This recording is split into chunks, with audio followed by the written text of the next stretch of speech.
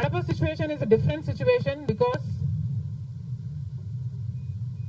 కడపలో ఎంపీ ఉన్నాడు, ఎమ్మెల్యే ఉన్నాడు, అధికార పక్షం.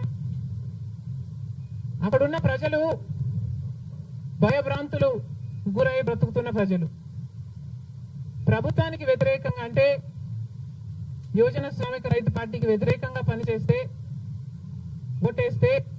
ఓటేస్తామని తెలిస్తే మాకు వచ్చే స్కీములు పోతాయి, అవి కాకుండా మా మీద కేసులు పెడతారు, దాడులు చేస్తారు అన్న భయం కూడా ప్రజలలో ఉంది.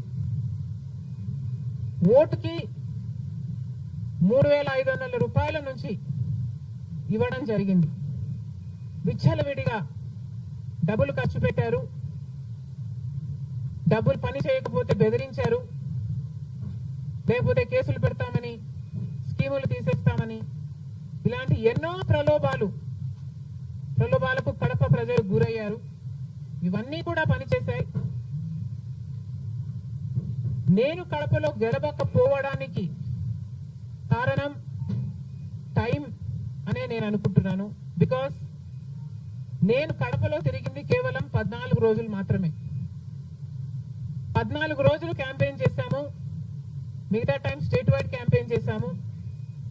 మేము 14 రోజులు ఎంత కష్టపడినా కూడా we were not able to cover most of the geographical area. చాలా మటుకు రూరల్ ప్రాంతాలలో కనీసం రాజశేఖర రెడ్డి బిడ్డ పోటీ చేస్తుంది అన్న విషయం కూడా చాలా మందికి తెలియలేదు. మేము పోటీ చేసింది కూడా ఎలాగైనా సరే మళ్ళీ హంతకులు, హత్య చేపించిన వాళ్ళు చట్టసభలకు వెళ్ళకూడదు అని ఉద్దేశంతో మాత్రమే పోటీ చేయడం జరిగింది. సరే, అది జరగకపోయి ఉండొచ్చు, కానీ ప్రజల కంటే పైన ఉన్నది దేవుడు.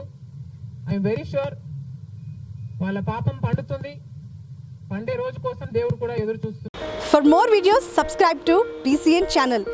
గంట మర్చిపోకండి, కొట్టేసేయండి. Please subscribe BCN channel. Please subscribe BCN channel. ఇందులో మీకు కావాల్సిన అన్ని రకాల హంగులు ఉంటాయి. Hi, this is MM Sri Lanka. Please subscribe to BCN channel.